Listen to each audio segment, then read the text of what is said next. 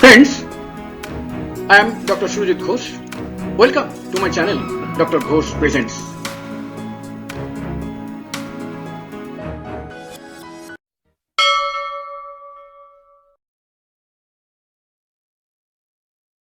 সর্দি কাশির হোমিওপ্যাথিক ওষুধ, homeopathic medicines for cough and cold. পৃথিবীতে এমন একজন মানুষকে খুঁজে পাওয়া সম্ভব নয় যিনি কোনো না কোনো সময় সর্দি কাশিতে ভোগেননি, অর্থাৎ তার জীবনে। সম্ভবত এটি সাধারণতম অসুখ। সর্দি কাশি কি? What is calf and cold? মূলত মানব দেহের শ্বাসতন্ত্রের উপর অংশ, আপার রেসপিরেটরি ট্র্যাক্ট, ইংরেজি ইউআরটি, হিউম্যান রাইনো ভাইরাস সংক্রমণের ফলে সর্দি কাশি হয়। এই যে rhino virus, human rhino virus, এটা কিন্তু সবচেয়ে কমন। এছাড়া আরো অজস্র ভাইরাস বা ব্যাকটেরিয়া বা অন্য মাইক্রোব হতে পারে, যারা যেমন এছাড়া অন্যান্য ভাইরাস যেমন দেয়া আছে paranasal virus, adeno virus, corona virus ইত্যাদি, বা ব্যাকটেরিয়া ছত্রাক সর্দি কাশি সৃষ্টি করতে পারে। ডান দিকে উপরে শ্বাসতন্ত্রের উপর অংশের ছবিটা আমি সংক্ষেপে দেখিয়ে দিয়েছি। এখান থেকে আরম্ভ হচ্ছে অ্যাকচুয়ালি শ্বাসতন্ত্র, এই যে লেখা আছে ট্রাকিয়া বা শ্বাসনালী, এখান থেকে আরম্ভ হচ্ছে। এখান থেকে আরম্ভ হয়ে এখানে হচ্ছে শ্বাসযন্ত্র, ভোকাল কর্ড, তারপর আসছে ফ্যারিংস, গলবিল হয়ে এটা চলে যাচ্ছে ওপরের দিকে, নাকের দিকে। মোটামুটি ও শ্বাসতন্ত্রের অংশ বলতে এটা বোঝায়, মুখটাকে ঠিক শ্বাসতন্ত্রের অংশ বলা হয় না, এটা অ্যাকচুয়ালি ডাইজেস্টিভ সিস্টেমের একটা পার্ট। যাই হোক, এখান থেকে আরম্ভ হচ্ছে এই যে nostril, hard palate, soft palate, nasal cavity হয়ে নেমে আসছে ফ্যারিংস, গলবিল, তারপর ল্যারিংস, হঠযন্ত্র, ভোকাল কর্ড, তারপর ট্র্যাকিয়া। এই হলো আপার অংশ। আর সংক্রমণটা ঘটে অ্যাকচুয়ালি এইভাবে। সংক্রমণ স্টেপগুলো: প্রথমে সংক্রমণ হলো, সংক্রমণের পরে সংক্রমণ হওয়ার সঙ্গে সঙ্গে যেহেতু সংক্রমণটা একটা ফরেন মানে একটা বিদেশি জিনিস, শরীর চেনে না, সুতরাং শরীর সঙ্গে সঙ্গে একটা ইরিটেশন তৈরি করবে। সেই ইরিটেশনের ফলে একটা কাশি হবে, সেটা কিন্তু ড্রাই কাফ হবে, সবসময় ড্রাই কাফ, কারণ তখনও কিছু তৈরি হয়নি। এবার সংক্রমণের ফলে ওইখানে ইমিউন রিয়াকশন, আমাদের বডির ইমিউন সেলস গুলো গিয়ে ওর সঙ্গে লড়াই করবে, তখন তৈরি হবে ফ্লুইড বা তরল, যেটা জমে গিয়ে সর্দি বা কফ বা শ্লেষ্মা তৈরি করে আস্তে আস্তে। তারপরে যে কাশি হবে, সেই কাশিটা হলো আর্দ্র কাশি বা প্রোডাক্টিভ কাফ, যখন কাশলে এই শ্লেষ্মাগুলো উঠতে থাকবে। এই হলো সর্দি কাশির সৃষ্টি হওয়ার পেছনের ঘটনা।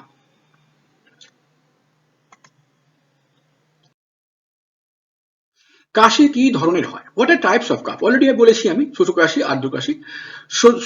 সর্দির লক্ষণ কি কি? What are the symptoms of calf? নাক থেকে জলীয় তরল বা কফ, গলা ব্যথা, কাশি, অল্প মাথা ব্যথা, হাঁচি, অল্প জ্বর, সারা শরীরে একটা অসুস্থ বোধ। ছবিগুলো ডান দিকে দেওয়া আছে। কখন ডাক্তারের যাবেন? When to consult a doctor? প্রাপ্তবয়স্কদের জন্য লক্ষণ যখন খারাপের দিকে যাচ্ছে, 3 দিন জ্বর 101 ডিগ্রি ফারেনহাইট বা তার বেশি দাঁড়িয়ে আছে, 3 জ্বর চলে গিয়ে আবার ফিরে আসছে, 4 শ্বাসকষ্ট শুরু হচ্ছে, 5 বুকের ভেতর একটা সাঁই হুইজিং সাউন্ড হচ্ছে, মারাত্মক মাথা যন্ত্রণা, গলা ব্যথা বা সাইনাস যন্ত্রণা হচ্ছে। এইসবগুলো প্রাপ্তবয়স্ক সিমটম। যখন মনে করতে হবে এই কাফ আর অর্ডিনারি সারবে না, সাধারণভাবে সারবে না, সাধারণভাবে কিন্তু 3-4 দিনের মধ্যে সেরে যায়। Ordinary calf 3-4 days enough, normal. বাচ্চাদের জন্য জ্বর যখন 100 ডিগ্রি ফারেনহাইট বা তার বেশি থাকছে, শ্বাসকষ্ট দেখা দিচ্ছে, খুব অস্থির হয়ে পড়ছে বাচ্চাটা, রেস্টলেস হয়ে যাচ্ছে, খেতে চাইছে না, কানে হাত দিচ্ছে বারবার, কানে যন্ত্রণা বলছে, সবসময় একটা ড্রাউজি, তন্দ্রাচ্ছন্ন ভাব, কাঁদছে। এগুলো হলো বাচ্চাদের জন্য। কাদের সর্দি কাশি বেশি হয়? হু আর প্রিডিসপোজড টু কাফ অ্যান্ড কোল্ড? শিশু, তরুণ, বালিকা বালক, দুর্বল ইমিউন সিস্টেম বিশিষ্ট ব্যক্তি, ধূমপায়ী প্রত্যক্ষ বা পরোক্ষ, যারা ডাইরেক্ট ধূমপান করছেন বা যারা ধূমপানের মধ্যে বসবাস করছেন, ক্লোজড ঘর, তার মধ্যে ধূমপান করছেন একজন বা দুজন, সেখানে অন্যরা বসে আছে, তারাও জানতে পারছে না, কিন্তু তারা কিন্তু পরোক্ষে ধূমপানই করছেন। অরক্ষিত অবস্থায় যারা অনেক মানুষের মাঝে যায়, তাদের কিন্তু কাফ অ্যান্ড কোল্ড হতে পারে, যেটা আজকাল ভয়ঙ্করভাবে দেখা দিচ্ছে, যেটা জন্য মুখে গার্ড দিতে বলা হচ্ছে। কারণ আপনি ভিড়ের মধ্যে চলে যাচ্ছেন, জানতেও পারছেন না কখন এই ভাইরাস, যেটা এখনকার কোভিড ভাইরাস, আপনাকে আক্রমণ করে ফেলবে, কারণ প্রচুর মানুষের মধ্যে আপনি যাচ্ছেন, তাই মুখটা গার্ড রাখতে বলা হচ্ছে।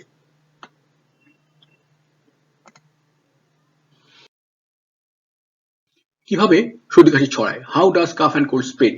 অসুস্থ ব্যক্তির হাঁচি, কাশি, কথা, গান, চিৎকার থেকে কোল্ড ভাইরাস ড্রপলেট সংক্রমণ প্রক্রিয়ায় ছড়িয়ে পড়ে, ডান দিকে দেখানো আছে। এইসব জিনিস আপনাদের কাছে এখন জলভাত হয়ে আছে, কারণ কোভিডের ভাইরাসও একইভাবে সংক্রমিত হয়। সুস্থ ব্যক্তির মুখ, নাক, চোখের মধ্যে দিয়ে তার শরীরে ভাইরাসে প্রবেশ করে। যে সুস্থ লোক তার শরীরে চলে গেল। হ্যান্ড টু হ্যান্ড প্রক্রিয়ার মাধ্যমে ভাইরাস ছড়াতে পারে। সংক্রামিত হাত, মুখ, চোখ, নাকে স্পর্শ করলে সংক্রমণ শরীরে প্রবেশ করে। অর্থাৎ ধরুন আমি আমাকে দিয়ে বলছি, আমি কোথাও গেলাম, কোনো জায়গায় হাত দিলাম বা কারোর সঙ্গে হ্যান্ডশেক করলাম বা কোনোভাবে আমার হাতে ভাইরাস চলে এলো, এবার সেই হাত যদি ভালো করে না ধুয়ে আমার মুখ, চোখ বা নাকে স্পর্শ করি, তাহলে সংক্রমণ আমার শরীরে ঢুকে পড়লো। কিভাবে সর্দি কাশি প্রতিরোধ করবেন? How to prevent calf and cold. 3 golden rules. এই বলা মানে সেই বলে না মার কাছে মামার বাড়ি গল্প বলা, সেই জিনিস। এই 3 গোল্ডেন রুলস সবার জানা হয়ে গেছে। 1, ঘন ঘন হাত ধুতে হবে, মুখে মাস্ক পরতে হবে, সামাজিক দূরত্ব বজায় রাখতে হবে, ভিড় এড়িয়ে চলতে হবে, অসুস্থ ব্যক্তির সংস্পর্শ এড়িয়ে চলতে হবে, নিজের ইমিউন শক্তি সংরক্ষণ করতে হবে। এগুলো অবশ্য কমনের মধ্যে নেই, এই 4 অব্দি মোটামুটি সবসময় অ্যাডে চলছে, মানে সরকারি প্রচারে সবসময় চলছে। কিন্তু এই যে অসুস্থ ব্যক্তি এড়িয়ে চলবে সেটাও বলা হচ্ছে হয়তো, কিন্তু ইমিউন সিস্টেম সংরক্ষণ করতে হবে। নেশা না করা, সুস্থ জীবনশৈলী অনুসরণ করা, দৈনিক কিছু শরীরচর্চা করা, সেগুলো অবশ্যই চাই। নির্দিষ্ট সময় ঘুমোতে যাওয়া, ঘুম থেকে নির্দিষ্ট সময় ওঠা, এগুলো করলে হবে কি ইমিউন সিস্টেমটা স্ট্রং থাকবে। ইমিউন সিস্টেম স্ট্রং হলে কোনো ইনফেকশনই সহজে ধরতে পারবে না, এমনকি ভাইরাসও সহজে ধরতে পারবে না।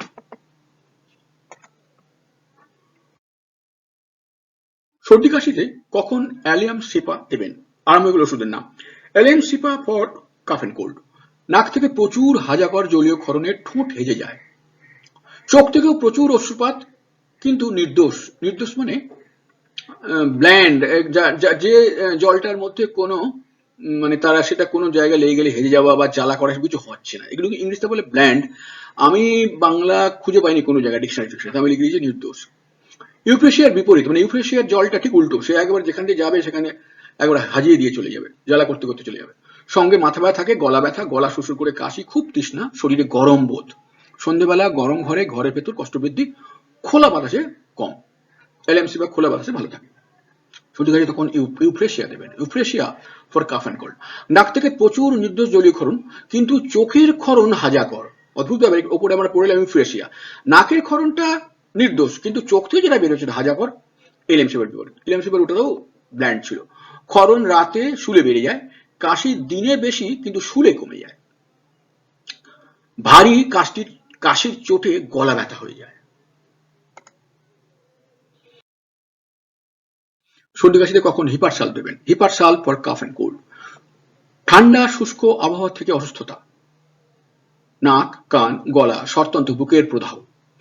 ঠান্ডা হাওয়া গেলেই হাঁচি, কাশি, গলা ভাঙা, নাকের ক্ষরণ শুরুতে জলীয়, পরে মোটা, হলুদ, দুর্গন্ধময়, মানে একেবারে পাকা কফ যাকে আমরা বলি। সারা রাত ঘামে কিন্তু কষ্ট কমে না, এই সিমটম মার্কসেও আছে। মার্কসল বলে আমাদের ওষুধ আছে, এখানেও একই সিমটম আছে। ভিজে বাতাসে কষ্ট কম থাকে, জেলসের উল্টো, জেলসি মিমেটিকের উল্টো আছে। রোগী অল্পে রেগে যায়, এটা রোগীর জেনারেল বৈশিষ্ট্য চলাচল। ওগুলো হচ্ছে স্পেসিফিক, প্রথমে যেগুলো ছিল অসুখের বৈশিষ্ট্য, এবার হচ্ছে মানুষটা কেমন, অল্প রেগে যাবে, ঘরে কেউ ঠান্ডা বাতাস ঢোকালে তাকে মারতে যাবে, এত রেগে যায়। ডক্টর প্যারিংটন বলেন, শুরুতে হিপার দিলে নাকের প্রদাহ থেমে বুকে চলে যায়, যা কাম্য নয়। এক্ষেত্রে ফসফরাস দেওয়া উচিত। অর্থাৎ যখন শ্বাসকষ্ট শুরু হচ্ছে, কাশি জাস্ট শুরু হচ্ছে, সে সময় খুব ভালো করে না বুঝে হিপার না দেওয়াই ভালো। হিপার দিলে অনেকে ওইটা সেরে গেল, কিন্তু ইনফেকশনটা আপনার লাঙে চলে গেল, এটা কিন্তু খারাপ। বরং এই সময় ফসফরাস দিলে হবে কি, ওটা নামতে পারবে না। লাং অনেক বেশি ইম্পর্টেন্ট অর্গান, নাকটা তত ইম্পর্টেন্ট অর্গান নয়। সর্দি কাশিতে কখন নাক্স দেবেন? নাক্স for cough and cold. নাক্স means নাক্স home. ঠান্ডা শুষ্ক আবহাওয়ায় কাশি বৃদ্ধি, শুরুতে নাক বুজে থাকে, গলায় জ্বালা, ব্যথা, খোলা বাতাসে রাতে হাঁচি, নাক বন্ধ, দিনে গরম ঘরে নাক থেকে প্রচুর জলীয় ক্ষরণ। রোগী সারা দেহে এত ঠান্ডা বোধ করেন যে অনেক জামাকাপড় পরলেও শীত যায় না, সামান্য ঠান্ডা পাতা সহ্য হয় না, গা থেকে কাপড় সরাইলেই শীত কম্প, মানে চিল, একেবারে কাঁপুনি দিয়ে শীত আসবে। রোগী অল্প রেগে যায়, কখনো শরীরে শীত গরম পর্যায়ক্রমে বোধ করে।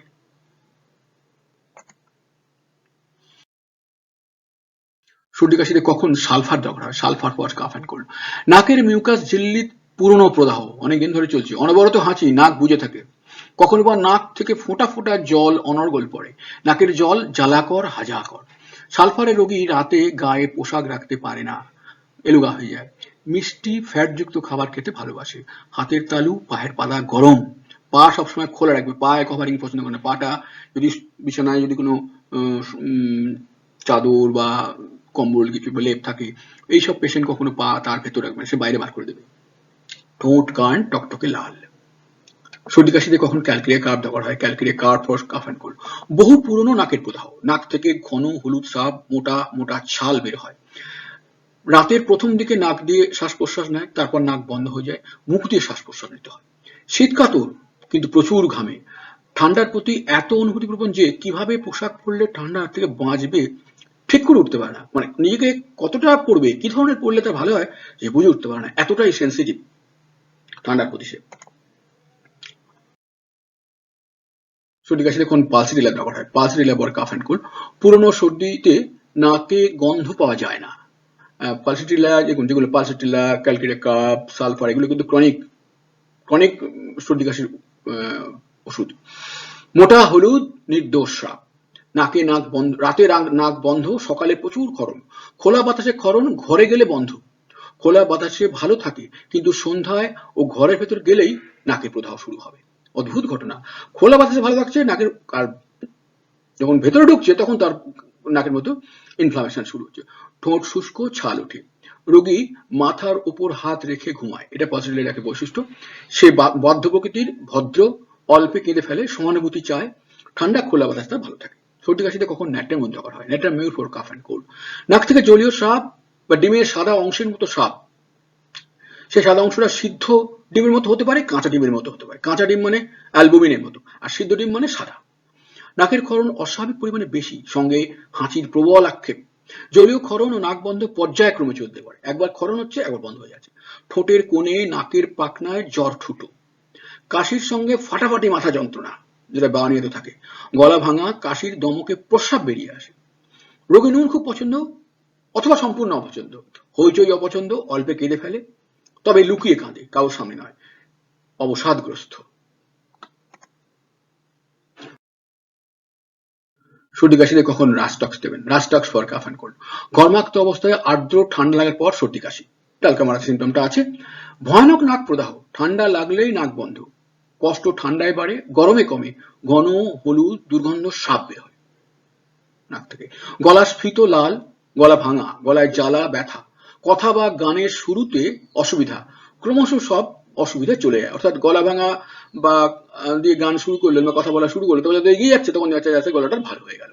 এটা রাস্টক্সের বৈশিষ্ট্য, সব জায়গায় রাস্টক্স এরকম দেখায়। ধরুন আপনার পায়ে একটা ব্যথা আছে, হয়তো অস্টিওআর্থ্রাইটিসের সবে শুরু হচ্ছে, আপনার ব্যথা দেখুন শুরুতে রয়েছে, হাঁটতে আরম্ভ করলেন, খানিকক্ষণ বাইরে গেলে আপনার পা একদম স্বাভাবিক হয়ে গেছে, এই রাস্টক্সের সিমটম। সেটা কিন্তু অস্টিওআর্থ্রাইটিস। এখানে এসে গেল সর্দি কাশি, ক্যারেক্টার একই রয়েছে, শুরুতে অসুবিধা, কাজ করতে করতে সময়ের সাথে সাথে ভালো হয়ে যাওয়া। রাতে ঠান্ডা পানীয় খেতে যায়, কিন্তু খেলেই শীতকম্প, কাশি শুরু। সর্দি কাশিতে কখন আর্সেনিক দেবেন? Arsenic for cough and cold. নাক থেকে পাতলা জলের মতো ক্ষরণ, উপরের ঠোঁট হেজে যায়, এত নাকের জলটা এতটাই হাজাকর। নাক প্রায় সর্বদা বন্ধ। অতি শীতকাতর রোগী, ঠান্ডা সব সময় নাকেই লাগে, সেখান থেকে ঠান্ডা বুকের গভীরে নামে। প্রতি আবহাওয়ায় পরিবর্তনে হাঁচি। দেহে সর্বদা শীতকম্প, ঠান্ডা বাতাস অসহ্য, গরম তাপ খুঁজে বেড়ায়। অদ্ভুত লক্ষণ হচ্ছে, এর যদি কোনো জায়গায় জ্বালা থাকে সেই গরমেই তা কমবে। জ্বালা রয়েছে অথচ গরমে কম্প্রেস করুন বা গরম কাপড় দিয়ে ঢাকনা দিন, ভালো লাগবে। রোগীর প্রকৃতি কেমন? অস্থির, আশঙ্কিত, মৃত্যু ভয়ে ভীত। এটা আর্সেনিকের বৈশিষ্ট্য। সর্দি কাশিতে কখন আয়োডিয়াম দরকার হয়? Iodium for cough and cold. নাক শুকনো, বদ্ধ, গন্ধহীন, শুষ্ক প্রদাহ, জ্বর, মাথা যন্ত্রণা সহ প্রচুর ক্ষরণ, ঘন ঘন হাঁচি। পাতলা জলীয় হাজাকর ক্ষরণ, সঙ্গে জ্বর, খুব মাথা ব্যথা ও খুব হাঁচি। নাক থেকে গরম জলের মতো ক্ষরণ টপ টপ করে পড়ে। রোগী ক্ষুধার্ত, রোগা, গরম সহ্য করতে পারে না। সর্দি কাশিতে কখন ক্যালিয়ার্ড দরকার হয়? ক্যালিয়ার্ড ফর কাফ অ্যান্ড কোল্ড। আর্দ্র ঠান্ডা লাগার পর খুব সর্দি, নাক লাল, স্ফীত, হাজাকার জলীয় ক্ষরণ, চোখ জ্বালা করে, জল পড়ে, সর্দিজনিত মাথা যন্ত্রণা সহ ফ্রন্টাল সাইনাস। ছবিটা আমি ডান দিকে রেখে দিয়েছি, ওষুধের শিশি না দেখে এটা বেশি দরকারি জিনিস বলে মনে করেছি আমি। কপালের ঠিক ওপরে মাথার হাড়ের ভেতরে দুটো ফাঁকা ফাঁকা জায়গা আছে, এগুলোকে আমরা বলি আপনারা জানেন সাইনাস কথাটা, এর নাম হলো ফ্রন্টাল সাইনাস। যেমন নিচে দুজোড়া রয়েছে, এগুলোকে বলে ম্যাক্সিলারি সাইনাস, সামনের দিকে, এটা একটা ফ্রন্টাল সাইনাস। সেইখানে সর্দি হলে মাথা যন্ত্রণা সহ ফ্রন্টাল সাইনাস ইনফেকশন রাখতে হবে। চোখ, গলা, বুকের শ্লেষ্মা ঝিল্লির প্রদাহ, কপাল ভারী কেন? ওই ফ্রন্টাল সাইনাস ইনফেকশনের জন্য। একঘেয়ে যন্ত্রণা, প্রচন্ড হাঁচি, চোখ স্ফীত, প্রচুর অশ্রু নিঃসরণ, মারাত্মক হাজাকর জলীয় ক্ষরণ সহ নাক প্রদাহ, নাক স্পর্শকতা, নাক ছোঁয়া যাবে না, মুখ লাল, জিভে সাদা লেপ, কণ্ঠস্বর নাকি হয়ে গেছে, নাকি মানে নেজাল টোন, খুব তৃষ্ণা, গরম বোধ, শীতকম্প পর্যায়ক্রমে আসে যায়, শুকনো গরম ও ঘাম পালাক্রমে যায় আসে। কাশিতে কখন বেলাডোনা দেবেন? Belladonna for cough and cold. প্রদাহ স্রাব অবরুদ্ধ হয়ে পাগল করা, দগ্ধ হয়ে মাথা যন্ত্রণা। প্রদাহ স্রাব মানে ইনফ্লামেশনের ফলে যে তরলটা বের হয় সেটা বেরোতে না পেরে আটকে গিয়ে মাথা যন্ত্রণা শুরু হলো। গলা লাল চকচকে, গলায় ক্ষত সম ব্যথা, যেন আলসার হয়ে গেছে গলায়। হঠাৎ রোগের আক্রমণ, শুরুতেই ভয়ঙ্কর মূর্তি। এটা বেলাডোনার বৈশিষ্ট্য। বেলাডোনার জ্বর বলুন, বেলাডোনার কাফ এন্ড কোল্ড, বেলাডোনার অন্য যে কোনো বেলাডোনার একটা হাঁপানি মতো হচ্ছে, বেলাডোনার প্রয়োজন হবে। এই সমস্ত সিমটম শুরুতেই একেবারে টপ লেভেলে আক্রমণ শুরু হবে, শুরুতেই। গলা ভাঙা, ষড়যন্ত্রের যন্ত্রণা, শুষ্কতা, যেন জ্বর, ষড়যন্ত্র প্রদাহিত, স্ফীত, সঙ্গে উচ্চকিত নাক ডাকা, দম বন্ধ হওয়ার মতো অবস্থা। ষড়যন্ত্রের অ্যাকিউট প্রদাহ, শুষ্ক কাশি, যেন গলার শ্লেষ্মা ঝিল্লি ছিঁড়ে গেছে। অর্থাৎ যাদের গলা ল্যারিংস বলি আমরা, সেইখানের সমস্যা নানা রকমের, সেটা যদি অ্যাকিউট হয়, ভয়ঙ্কর হয়, তাহলে কিন্তু একদম বেলেডোনার প্রথম ধাপেই দিয়ে দেওয়া যাবে। এবং বেলেডোনার মজা হচ্ছে যদি মিলে যায়, ও সারাবে কিন্তু কয়েক ঘন্টার মধ্যে। রোগীর ত্বক লাল, গরম, শুষ্ক, রোগী অস্থির, বিকারগ্রস্তের মতো আচরণ করে। এটা বেলেডোনার বৈশিষ্ট্য। বেলেডোনার পেশেন্ট সবসময় একটু ডিলিরিয়াম হয়ে যায়, মানে একটু ঘুমের ঘোরে হলে উল্টো পাল্টা বকতে শুরু করবে, ডিলিরিয়াম বলে। এরকম বেশি বেলেডোনার এটা ক্যারেক্টারিস্টিক। সর্দি কাশিতে কখন ব্রাহ্মী ব্যবহার হয়? ব্রাহ্মী ফর কাফ এন্ড কোল্ড। প্রথম দিনে অসুস্থতা, নাক থেকে শুরু, হাঁচি, নাক থেকে চোখ থেকে জল পড়া, চোখে নাকে মাথায় ব্যথা, পরে সংকোচন, নাকের পিছন দিয়ে গলা, ষড়যন্ত্র, শ্বাসনালী হয়ে ফুসফুসে পৌঁছায়।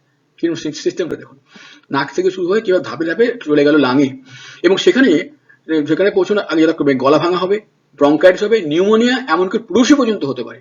প্লুরিসি আপনারা জানেন একটা খুব বাজে অসুখ, একটা টিউবারকুলার ইনফেকশন অ্যাকচুয়ালি হতে পারে। অসুস্থতা লাইকোর বিপরীত, লাইকোর বিপরীত আপনি উল্টো হয়, প্রথমেই আক্রমণ হয়ে যায় বুকে, বুক থেকে সে আস্তে আস্তে ধাপে ধাপে ওর দিকে উঠে আসে। আর ব্রাউনে আনুল নাক থেকে শুরু হয়ে বুকের দিকে নামে।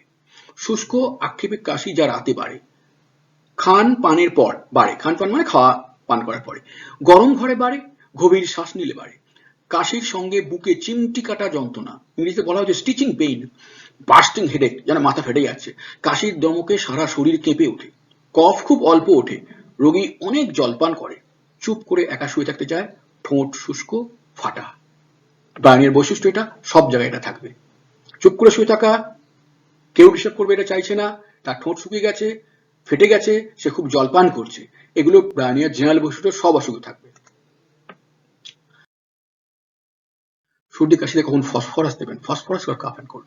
বারবার ক্ষরণ, অবরুদ্ধ ক্ষরণ পালাক্রমে চলে, ক্ষরণ হচ্ছে, অবরুদ্ধ মানে আটকে যাচ্ছে, এটা নাক পালসেও আছে। গলা ব্যথা, মাথা যেন অচেতন, ক্ষরণ শুকিয়ে শক্ত ছাল হয়ে আটকে থাকে, গলা ভাঙা, ব্রঙ্কিয়াল প্রদাহ, এক নাকের ছিদ্র বন্ধ, অন্য নাক থেকে ক্ষরণ চলতে থাকে, হাঁচলে গলায় মাথায় ব্যথা লাগে, নাক থেকে রক্ত পড়ে, নাক লাল চকচকে যন্ত্রণাময়, কাশি শুকনো শক্ত, দমকে সারা শরীর কেঁপে ওঠে, খোলা বাতাসে কষ্ট বাড়ে, সংক্রমণ গভীর, ফুসফুস বা ষড়যন্ত্র থেকে উপর দিকে উঠে আসে, ভেতর থেকে বাইরের দিকে চলে আসে সংক্রমণটা, প্রথমেই নাক থেকে একেবারে গলায় চলে গেল, ফুসফুস বা ষড়যন্ত্র আক্রমণ হয়ে গেল, তারপর নাকের দিকে উঠে আসছে। অনেকটা একটু আগে যেটা বললাম, একটা বলেছি নাক থেকে ব্রাউনিয়া, তারও বলেছিলাম যেটা, সেটা ঠিক এটা সেটার সঙ্গে মিলে গেল। সর্দি কাশিতে মার্কুরিয়াস কখন দেবেন? শুরুতে শীতভাব ছড়িয়ে ছড়িয়ে পড়ে, প্রচুর হাঁচি, ভালো রকম হাজাগর ক্ষরণ থাকে, নাক থেকে কটু সবুজ পচা দুর্গন্ধময় পুঁজ বের হয়, নাক লাল গভীর স্ফীত চকচকে, ফ্রন্টাল সাইনাস প্রদাহিত, তো আগে ছবি দেখেছি ফ্রন্টাল সাইনাসে, গলা ভাঙা, শুষ্ক কর্কশ সুরসুরে কাশি, গরম ঘরে অস্বস্তি কিন্তু ঠান্ডা সহ্য করতে পারবে না এদিকে, মুখের স্বাদ মিষ্ট, নোনতা, ধাতব, পচাটে হতে পারে, মানে মুখের স্বাদ। প্রচুর দুর্গন্ধযুক্ত ঘাম হবে, ঘাম থেকে কষ্টের বৃদ্ধি হবে। অনেক সময় ঘাম হলে আমাদের ভালো লাগে, কিন্তু মার্কুরি অ্যাসিড ঠিক উল্টো, ঘামও হবে, কষ্ট কিচ্ছু কমবে না। স্ফীত থলথলে জিভ, মার্কুরি অ্যাসিড ভেরি ইম্পর্টেন্ট, সব অসুখ এটা থাকবে। মোটা জিভ, একেবারে লালায় পূর্ণ, ধারে দাঁতের দাগ থাকবে, জিভে দুধারে দাঁতের দাগ থাকবে, আর সেই রোগীর শ্বাসে দুর্গন্ধ থাকবে, লালায়ও দুর্গন্ধ থাকবে। এই হলো মার্কুরি অ্যাসিড জেনারেল পিকচার।